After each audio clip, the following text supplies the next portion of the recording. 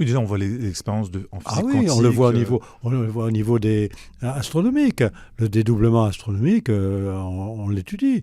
Le dédoublement des particules, parfaitement étudié. Et pourquoi nous, qui sommes faits de particules en dédoublement, nous ne serions pas en dédoublement? Nous vivons dans un monde solaire en dédoublement. Pourquoi nous ne serions pas en dédoublement? Tout ce qui nous entoure est dédoublé. Les potentiels, on sait ce que ce soit des potentiels au niveau des particules ou d'un ensemble de particules, on sait ce que c'est. Et tout d'un coup, nous, il faudrait, par une magie bizarre, qu'on sorte d'une loi, qui est une loi universelle. Non, on est dans la loi.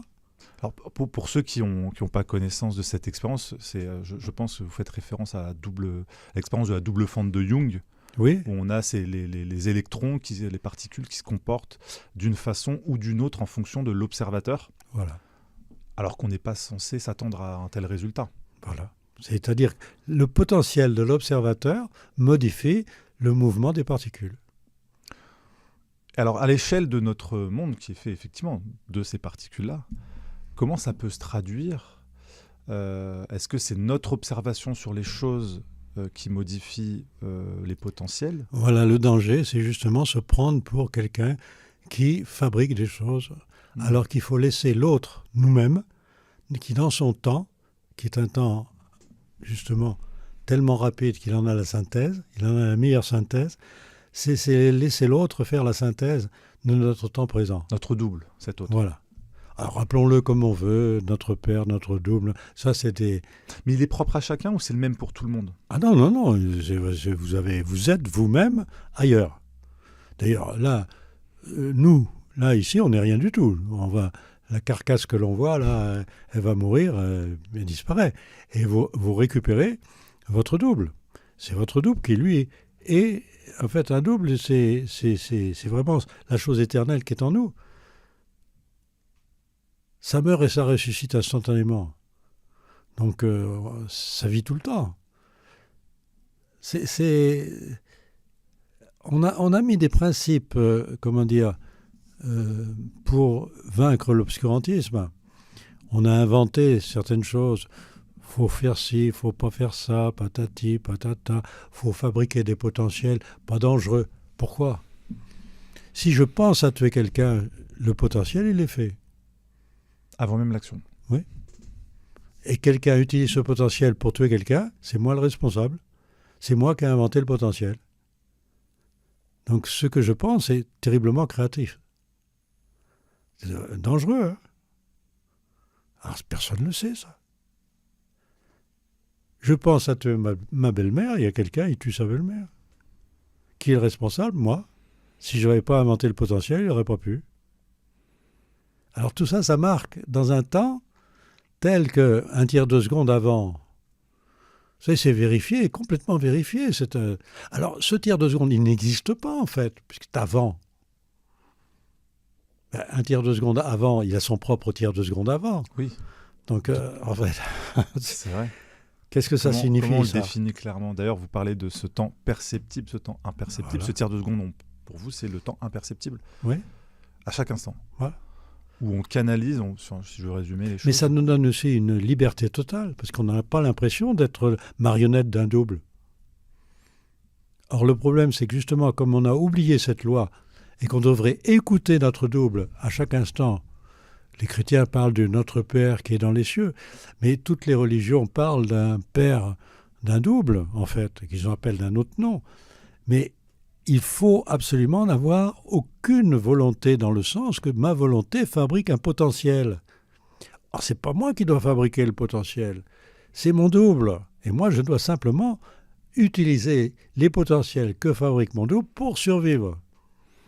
Pourquoi avoir une volonté est délétère, selon vous, et selon ce concept? Alors, c'est là justement, pourquoi, en effet, il y a des potentiels qui sont dangereux et des potentiels qui ne le sont pas. Parce qu'on avait quand même un monde qui avait fabriqué des potentiels dangereux et des potentiels non dangereux. Et les potentiels dangereux étaient fermés dans un monde dangereux. Si vous n'aviez aucune responsabilité dans ce monde, c'était très bien. Vous pouvez ne pas vivre des choses dangereuses. Mais si vous avez fabriqué une chose dangereuse, potentiellement dangereuse, vous êtes quelqu'un de dangereux, il n'y a que vous qui pouvez arranger vos potentiels, il faut aller arranger ce que vous avez dérangé. Et l'incarnation, c'est justement arranger ce qu'on a dérangé pour que personne ne puisse subir nos potentiels dangereux. Seulement, plus ça, tout ça, ce n'est pas enseigné. Personne ne le sait. Donc l'être humain a fabriqué, selon vous, des potentiels dangereux qu'il est venu incarner sur Terre. Il n'a pas besoin d'être incarné pour fabriquer un potentiel dangereux. Il suffit de donner une information à quelqu'un qui vit dans un monde. Parce que l'information anticipative, vous la donnez sans avoir besoin de vous incarner. Ça passe par l'information directe, anticipative, c'est-à-dire que vous donnez des informations anticipatives à quelqu'un qui est dans un monde. Il va vivre de cette information. Il va faire des choses que vous ne contrôlez plus. Mais qui est responsable? C'est vous. Il ne fallait pas donner d'informations. À partir du moment où vous avez donné une information dans un monde, vous êtes responsable de ce monde. Alors il y a des mondes qui sont des mondes, on sait, attention, danger là. Alors les anciens avaient un joli mot pour ça, l'arbre de la connaissance du bien et du mal. N'y touche pas, sinon tu mourras. Bon, c'est bien et mal dit.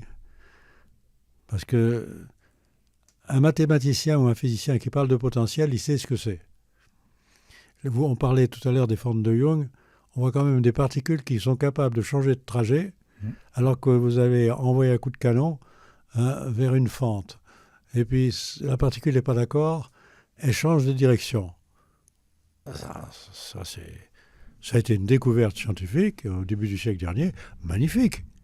On a mis du temps à essayer de comprendre qu'est-ce que c'est que cette histoire. Comment est-ce possible? Puis en plus, on s'est aperçu que, en fait, il y avait 12 chemins possibles. Pourquoi 12 et pas 13? Qu'est-ce que c'est que cette histoire-là? 12 possibilités. 12 possibilités, et puis 12... Tiens, il y a 12 mois dans l'année. Est-ce que ça aurait un rapport? Un tiers de seconde d'anticipation.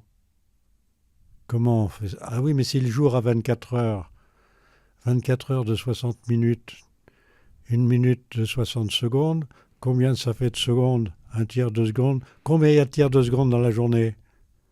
Et vous apercevez qu'il y a un chiffre que, si vous utilisez l'équation du dédoublement, qui consiste à prendre la racine carrée ou à élever au carré pour changer de dimension, c'est 12 au carré multiplié par 1000, 144 000. Donc, si vous avez 12 personnages d'un côté, vous en utilisez 144 000 de l'autre. Donc, avec 144 000 personnes, dans un temps qui n'existe pas, vous avez le temps de faire des tas de choses, qui fait que les 12 qui vivent dans leur monde récupèrent ça en 40 jours. À condition que vous voyez bien que c'est un tiers de seconde de disponible dans une journée qu'à 24 heures. Alors, où est le hasard? Pourquoi on ne sait pas, pourquoi on ne comprend pas les 24 heures, le tiers de seconde, les 144 000? On a fait ça des choses ésotériques complètement stupides. Alors, pourquoi on a un jour de 24 heures? Alors, regardez, s'il y a des temps imperceptibles, c'est la preuve par 9. Donc, tout ce qui est multiple de 8, ça va. Puis, on ajoute toujours un 9e temps, qui est le temps imperceptible. 24 heures, ça fait 27 heures, en fait, de disponible. Puisque vous avez toujours le 9e temps en plus. Et vous apercevez dans les écrits anciens qu'il y avait les journées de 27 heures et les journées de 24 heures. Qu'est-ce que c'est que ces histoires-là? Alors on ne comprend pas. Mais ça veut dire que vous vivez dans un monde, là, de 24 heures. Mais en anticipation, il faut ajouter ce tiers de seconde permanent. Et il y en a un nombre fini, et qui fait qu'en fait, vous vivez 27 heures. Mais pour vous, pour nous, il y a 3 heures qui ont disparu. Et je montre scientifiquement que dans les mouvements des planètes, justement, la Terre, il lui manque ce 9e temps. Ça y est, c'est prouvé. Hein, c'est... Bon. Quand vous dites qu'il manque ce 9e temps, c'est-à-dire, vous avez constaté quoi? Eh ben, vous constatez que toutes les planètes, sauf la Terre, a un diamètre de l'orbite qui est multiple d'une certaine mesure, que j'ai appelée gamma, qui est multiple de 3, de 6, de 9. Donc c'est la règle. Et quand vous arrivez à la Terre, ça devrait être 9. Parce que vous avez Mercure 3, Vénus 6, la Terre 9, Mars 12. Alors vous avez bien 3, 6, 12, mais pour la Terre, vous n'avez pas 9. Vous avez 8. Et qu'est-ce que ça signifie pour... Et le 9e temps, c'est le temps imperceptible que l'orbite de la Terre vous supprime. C'est-à-dire le mouvement de la Terre dans lequel vous vivez vous supprime un 9e temps, tout le temps. Et c'est dans ce 9e temps qu'on vous donne des informations anticipatives pour vivre tout le reste du temps. Et vous croyez que c'est votre cerveau qui fabrique vos pensées. Là, en ce moment, on est en train de nous donner des informations pour cette interview. Ni vous ni moi ne sommes, créateurs de cette interview. Nous sommes des marionnettes. Enfin, on est des marionnettes dans lesquelles, à chaque instant, on peut modifier notre anticipation. Ça, c'est notre liberté. Donc, faut faire avec, quoi. Faut faire avec la marionnette que nous sommes, qui a un genre de liberté, c'est-à-dire la capacité de dire non ou de dire oui. Mais c'est quand même pas une liberté surveillée, parce que vous pouvez pas faire tout ce que vous voulez. Ou si vous faites des choses qui sont impossibles, votre corps dit non. On est fabriqué, programmé, et on est fabriqué d'une façon merveilleuse. Regardez notre ADN. Notre ADN, c'est une suite mathématique merveilleuse, c'est la suite de Fibonacci. Bon, maintenant, si vous chantez avec la suite de Fibonacci, vous remettez votre corps d'aplomb. Et vous avez des chanteurs qui sont à succès, qui ont un grand succès. Pourquoi ? Parce qu'en fait, ils chantent avec la suite de Fibonacci. Et vous êtes bien. Votre corps dit, c'est bien. Puis vous avez l'imitateur du chanteur à succès qui, lui, ne chante pas avec la suite de Fibonacci. Il chante avec la voix du chanteur. Ça veut dire quoi, chanter avec la suite de Fibonacci ? Vous échangez les informations anticipatives. Tout ce que tu penses, je pense. Il n'y a pas de frein. Donc si le chanteur il veut faire plaisir à son public, et si le public il veut faire plaisir à son chanteur, c'est la joie. Quelle que soit la chanson, parce que c'est la suite de Fibonacci qui transmet. Notre ADN, c'est la suite de Fibonacci. C'est-à-dire nous sommes fabriqués avec une suite merveilleuse. Pourquoi ? Le dédoublement du temps permet d'expliquer pourquoi la suite de Fibonacci est sensationnelle. Car pour dédoubler le temps, il faut utiliser des instants qui sont en relation avec la suite de Fibonacci. Donc tout notre ADN, tout... Qu'est-ce qu'elle permet, cette suite de Fibonacci, pour les gens qui ne connaissent pas trop ? Bon, on voit à peu près à quoi ça ressemble. Si vous prenez... comment les fabriquer, cette suite, c'est...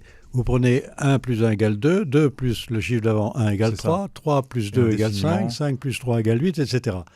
Ensuite, si vous prenez 2 chiffres consécutifs de la suite de Fibonacci, vous faites le rapport, vous tombez sur un nombre, 600, qui est le nombre d'or. Nombre exact. Ouais. Voilà. Et ce nombre d'or, vous le retrouvez partout, dans tous les végétaux, minéraux. Donc c'est la proportionnalité parfaite. Voilà. Naturelle. C'est une belle spirale en plus qui se dessine. Nous sommes des créatures mathématiques. Tout est mathématique.